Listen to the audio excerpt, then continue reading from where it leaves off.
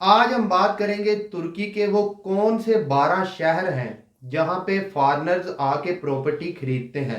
यानी कि UK, Canada, America के लोग, इसके अलावा मिडल ईस्ट, रशिया और दूसरे ममालिक के यानी कि चाइना के लोग आके तुर्की के कौन कौन से शहरों में प्रॉपर्टी खरीद रहे हैं बड़ी तेजी से। हमारे साथ हैं अकबर साहब। अस्सलाम वालेकुम सर, क्या हाल है?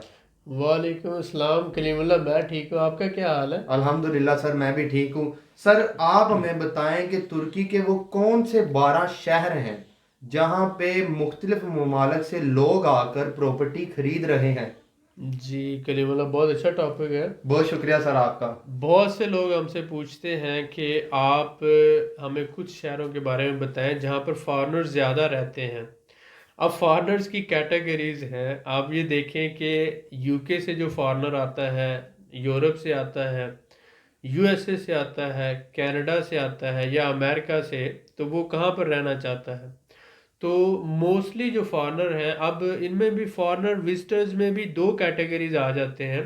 एक फॉरेनर ऐसा है जो वर्किंग है, यानी बिजनेसमैन है और वर्किंग के लिए रहेगा, वर्किंग पीपल आ जाते हैं। और दूसरे वो जो सिर्फ रिटायर्ड लाइफ या एंजॉयमेंट करेंगे और सिर्फ अपना जो है ना रिटायर्ड लाइफ गुजारेंगे।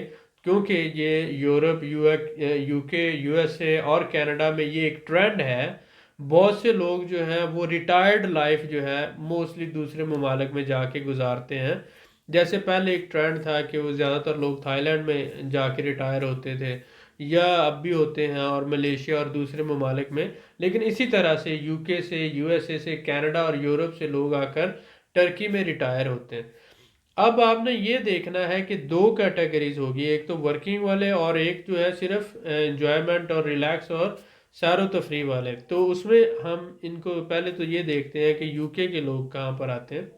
तो मोस्टली यूके के जो लोग हैं वो आंटालिया और अलानिया, आंटालिया, अलानिया और बोदरुम, ये तीन जो हैं उनकी फेवरेट प्लेसेस हैं।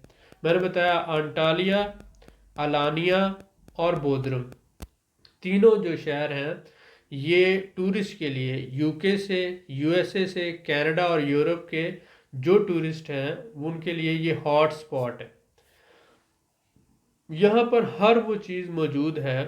हर तरह के क्लब हैं, नाइट लाइफ है, बीचेस हैं, और हर वो सहूलत मौजूद है जो उनको चाहिए होती है। तो अगर तो आप ऐसे लोगों को पसंद करते हैं और उनके साथ रहना चाहते हैं, या आप ऐसे मतलब शहर में रहना चाहते हैं जहां पर यूरोपियन टूरिस्ट और जो यूके या यूएसए से फॉरेनर्स लोग ज़्यादा हों, या आप उनके साथ बिजनेस करते हैं कि एज ए क्लाइंट आप उनको ज़्यादा डील कर सकें या डेली लाइफ में मेल मिलाप ज़्यादा हो सके, तो फिर जो तीन शहर हैं जिनमें बोदरुम, मैंने कहा बोदरुम, अलानिया और अंटालिया, आपको इन तीन शहरों में प्रॉपर्टी खरीदना चाहिए।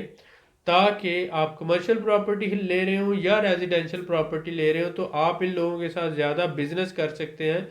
चाहे टूरिज्म के हवाले से हो, ट्रेड के हवाले से हो, होलसेल हो या रिटेल हो, या फिर आप जो है किसी भी तरह का आपका बिजनेस है जो इन लोगों के साथ इंटरेक्शन में आकर ज़्यादा हो सकता है। इसी तरह से जो रशियन हैं वो भी अंटालिया में, अलानिया में और बोदरम में ज़्यादा आते हैं। चाइनीज़ जो है वो कैपाडोजिया जो है वो एक शहर है, वो बहुत फेमस है।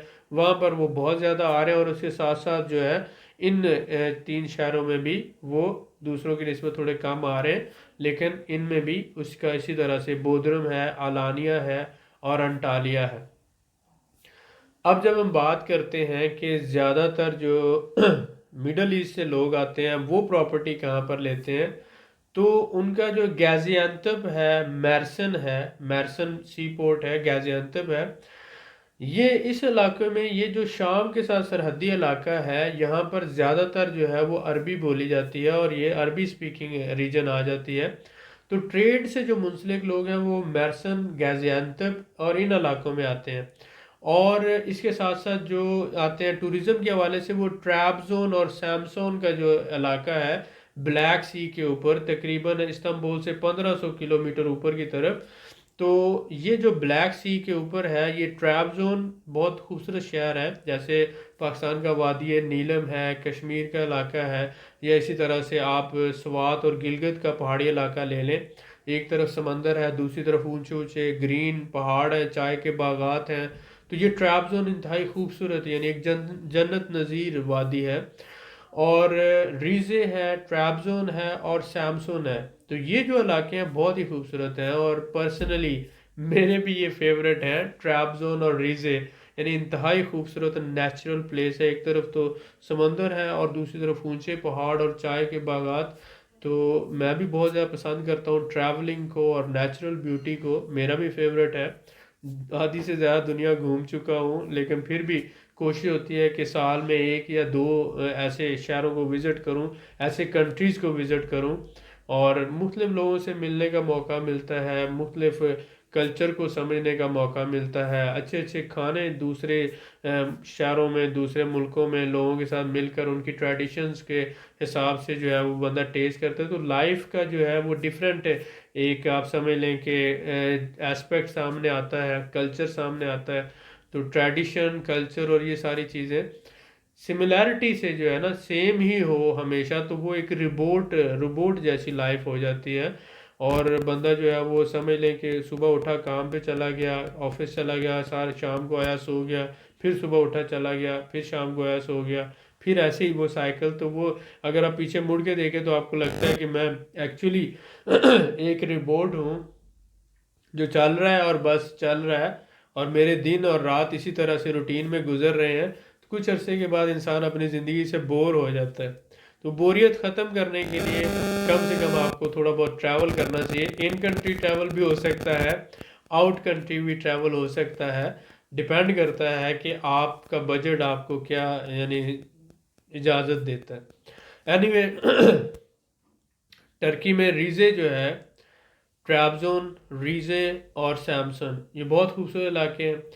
80 लाख के करीब सिर्फ मिडल ईस्ट से अरबी यहाँ पर विज़िट करने के लिए आता है, 80 लाख। और जो लोग सऊदी अरब और दुबई से आ रहे हैं, टर्की में सेटल होना चाहते हैं, उनको अपने बिजनेस इन एरियाज़ में बनाने चाहिए, इन एरियाज़ में प्रॉपर्टी लेनी चाहिए, ट्रैबज़ोन में, रीज़े में, ताकि वो जो है, क्योंकि उनको अरबिक आती होगी, अरबी लैंग्वेज आती होगी, वो अरबियों को बेहतर सर्विस देकर यहाँ पर कोई टूरिज़्म सेक्टर में, ट्रैवल में, टूर ऑपरेशंस में और बाकी सारी चीज़ों में तो वो बहुत अच्छा पैसा कमा सकते हैं। तो मेरे ख्याल में जो लोग सऊदी अरब में काफ़ी अरसा गुजार चुके हैं, दुबई में रह चुके हैं, बहरीन में, कतर में, ओमान में, अगर वो लोग टर्की में शिफ्ट होते हैं तो उनको ट्रैबज़ोन और रीज़े का जो स्पेशली इलाका है, this is very very very best for them, कि यहाँ पर 80 लाख के करीब सिर्फ मिडल ईस्ट से अरबी आता है, और उनका मेन फोकस यहीं पर होता है फैमिलीज़ के साथ, और ये यहाँ का बहुत खूबसूरत इलाका है। तो अब वो अपना यहाँ पर होटल बना सकते हैं, हॉस्टल बना सकते हैं, अपना रेस्टोरेंट बना सकते हैं, या टूरिज़्म से रिलेटेड कोई अपनी टूर ऑपरेशन या ट्रांसपोर्ट से रिलेटेड कोई कंपनी बना सकते हैं, तो ये जो सर्विस प्रोवाइड कर सकते हैं इन टूरिस्ट को, तो ये एक अच्छी ऑप्शन हो सकती है। इसके अलावा जो लोग ट्रेड से मुंसलिक हैं उनके लिए जैसे मैंने बताया कि इज़मीर है, मैरसन है और गाज़ियान्तब है। उसके अलावा जो है वो इस्तांबुल में तो आप सबको पता है कि पूरी दुनिया से लोग आकर रहते हैं। यूरोपियन साइड पर जो है वो फेमस है टूरिज़्म के लिए, टूरिस्ट और फॉरेनर के लिए, और इसके साथ साथ एशियन साइड है, तो इस पर हमारी वीडियो भी है, आप वो भी देख सकते हैं। तो टोटल जो 12 शहर हैं इनको मैं वन बाय वन आपके सामने बता देता हूँ। नंबर 1 पे हमने रखा है फतिहा, जो है ये बहुत अच्छा शहर है। Number 2 Antalya, number 3 Bodrum, number 4 Istanbul, number 5 Bursa है, और नंबर 6 इज़मीर है, और नंबर 7 आनकारा। तो बुरसा, इज़मीर और आनकारा। बुरसा जो है इंडस्ट्रियल सिटी है, इसके साथ साथ दैनीज़ली भी इंडस्ट्रियल सिटी है, जहाँ पर ये मेनली टेक्सटाइल से रिलेटेड बेडशीट, टॉवल और गारमेंट्स का जो लोग बिजनेस करते हैं या होलसेल और रिटेल करते हैं, तो उनके लिए बुरसा और दैनीज़ली दोनों शहर बहुत ज़्यादा अहम है टेक्सटाइल बिजनेस के हवाले से। इज़मीर है और इसी तरह से आनकारा है, कैपिटल है टर्की का। ट्रैबज़ोन मैंने ऑलरेडी डिस्कस किया। यालोवा जो है ये इस्तांबुल के करीब शहर है, बड़ा अच्छा खूबसूरत शहर है। और इसी तरह से मर्सन की बात होगी, दैनीज़ली भी इंडस्ट्रियल सिटी है, और एस्की शहर ये भी जो है वो उभरता हुआ एक इंडस्ट्रियल सिटी है। तो ये एस्की शहर, दैनीज़ली, एस्की शहर करीब है इस्तांबुल के, लेकिन एक अच्छा शहर है। तो अगर आप इसमें देखते हैं तो ये 12 शहर में से मैं जो सबसे ज़्यादा प्रायोरिटाइज़ करता हूँ, इस्तांबुल तो डेफिनेटली हर बंदे की प्रायोरिटी है ही, लेकिन इस्तांबुल के अलावा अगर आपने किसी शहर में प्रॉपर्टी लेनी हो तो उसमें सबसे अच्छा जो है वो अंटालिया आ जाता है, उसके बाद बुरसा है, बुरसा के बाद जो है यालोवा है, या फिर इसी तरह से एस्की शहर है ये। और अगर आप थोड़ा दूर लेना चाहते हैं तो ट्रैबज़ोन जो है वो बेस्ट है। और अगर आप बिज़नेस में हैं तो मर्सन उसके लिए बहुत अच्छी जगह है इस्तांबुल के अलावा। तो ये ओवरऑल एक समरी थी जो हमने आप लोगों के लिए प्रिपेयर की कि मुख्तलिफ़ लोगों की ज़रूरियात मुख्तलिफ होती हैं, हर बंदे की ज़रूरत जो है वो सिमिलर नहीं हो सकती। कोई ट्रेड में है, कोई टूरिज़म में है, कोई बिज़नेस करना चाहता है। तो बिज़नेस की भी तो डिफरेंट टाइप्स हैं कि होलसेल है, रिटेल है, इंपोर्ट एक्सपोर्ट है, और इसी तरह से आप टूरिज़म में है या फिर कोई और बिज़नेस कर रहे हैं या रेस्टोरेंट से रिलेटेड है। तो वो डिपेंड करता है, आपकी ज़रूरत के हिसाब से अपना शहर चूज़ करें और पसंद के हिसाब से, क्योंकि आपने रहना होता है। ओवरऑल फिर भी मैं ये सुजेस्ट करता हूँ, एट द एंड अगर आप मेरी सजेशन मानते हैं या समझते हैं, तो मैं ये कहता हूँ कि आप पहला जो प्रॉपर्टी है 25-30 हज़ार की, वो आप पहले इस्तांबुल में ले लें, क्योंकि वहाँ पर एज़ कम्पेयर टू मुश्किल ज़रूर होगी, प्रॉब्लम होगी, थोड़ी महंगी भी हो सकती है। तो आप इस्तांबुल में रहकर आप थोड़ा सा जो है मामलात को मैनेज कर सकते हैं, अगर आप अफोर्ड नहीं कर सकते किसी दूसरे शहर में जाना। लेकिन अगर आप अफोर्ड कर सकते हैं तो फिर डेफिनेटली आपको इस्तांबुल से हटकर दूसरे शहरों में जाना चाहिए। और दूसरे शहरों में प्रॉपर्टी भी सस्ती है, लिविंग कॉस्ट भी सस्ती है, बिज़नेस की कॉस्ट भी सस्ती है। लेकिन पहला स्टेप जो है वो आपको लेना पड़ेगा। और पहला स्टेप जो है, अगर तो आप मतलब हार्ड वर्कर हैं, मुश्किलात को फेस करना जानते हैं और अपने लिए खुद जगह बना सकते हैं, तो फिर आपको इस्तांबुल को छोड़कर बाकी शहरों को देखना चाहिए। वहाँ पर आपका स्टार्टअप भी कम पैसों में हो जाएगा और सर्वाइवल भी कम पैसों में मुमकिन है। प्रॉपर्टी भी सस्ती है, लिविंग कॉस्ट भी सस्ती है, बिजनेस की कॉस्ट भी सस्ती है। इस्तांबुल में जो है वो हर चीज़ ही महंगी है, डबल कॉस्ट है, 40% मोर देन अदर सिटीज़। 40% मतलब 1 लाख में जो काम हो सकता है दूसरे शहर में, वो इस्तांबुल में 1,40,000 में होगा। तो 40,000 को आप बचा सकते हैं थोड़ी सी एफ़र्ट करके। लेकिन जो लोग नहीं एफ़र्ट कर सकते, और बहुत से लोगों की बिज़नेस से रिलेटेड या ट्रैवल से रिलेटेड मजबूरियां हो सकती हैं, वो इस्तांबुल में भी ले सकते हैं, कंप्रोमाइज़ किया जा सकता है। और बाद में आप जो है जब थोड़ा सा सेटल हो तो सेकंड या थर्ड या फोर्थ प्रॉपर्टी दूसरे शहरों में ले सकते हैं। जी सर, माशाल्लाह, बहुत शुक्रिया सर आपका, आपने बड़ी वेलकम। तफसील से गाइड किया।